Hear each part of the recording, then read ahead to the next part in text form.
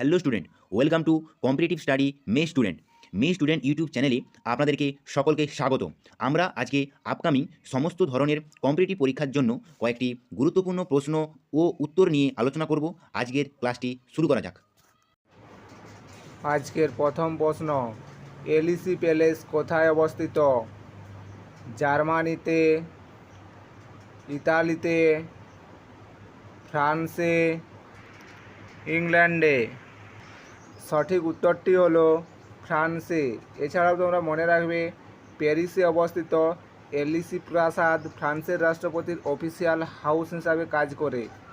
এটি 1722 সালে ইলে ডি ফ্রান্সের গভর্নর লুই হেনরি ডে লা টুর ডি আভারগেনের জন্য নির্মিত হয়েছিল, একজন সম্ভ্রান্ত ব্যক্তি এবং সেনা কর্মকর্তা।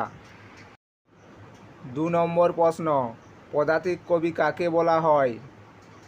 রবীন্দ্রনাথ ঠাকুর, সুভাষ মুখোপাধ্যায়, শিশির কুমার ভাদুড়ী, বঙ্কিমচন্দ্র চট্টোপাধ্যায়? সঠিক উত্তরটি হলো সুভাষ মুখোপাধ্যায়। 3 নম্বর প্রশ্ন, ভারতে ব্রিটিশ কর্তৃক নির্মিত প্রথম দুর্গ কোনটি?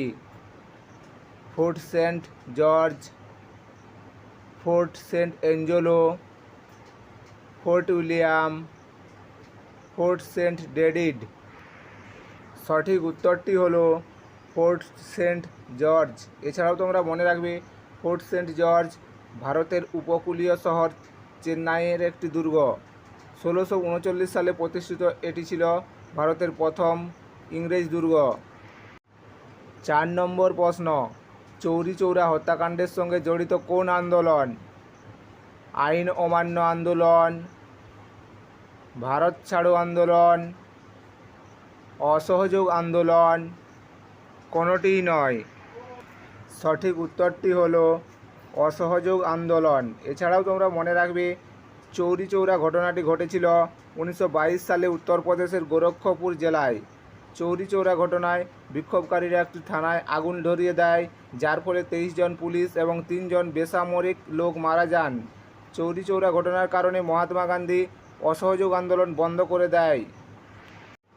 5 নম্বর প্রশ্ন, লিগনাইট এক ধরনের আকরিক লোহা, তামা, চুনাপাথর, কয়লা?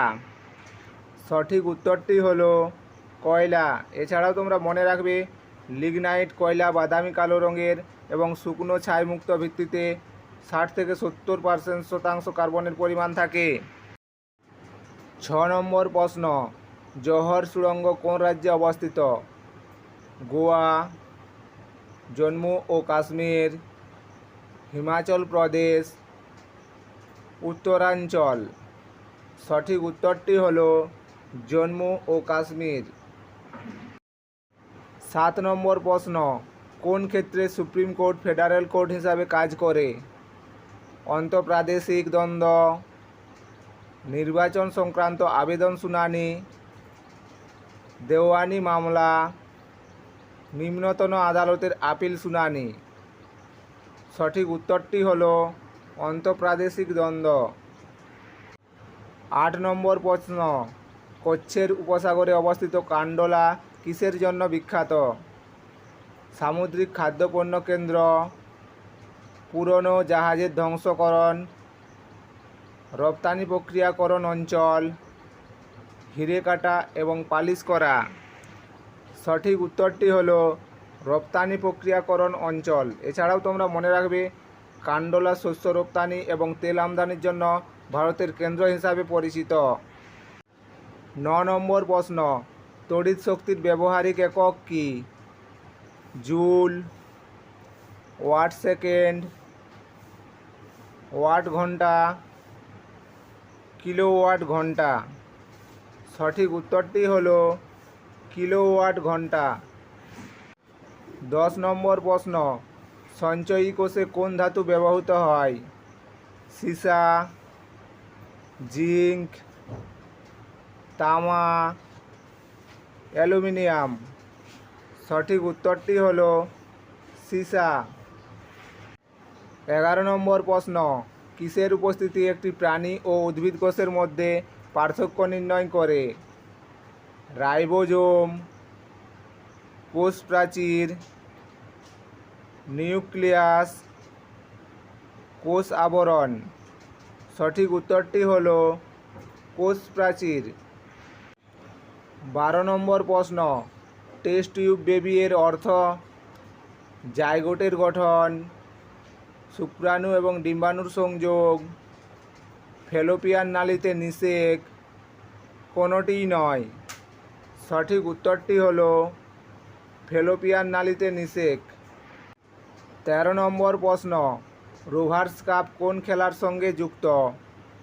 ক্রিকেট, কবাডি,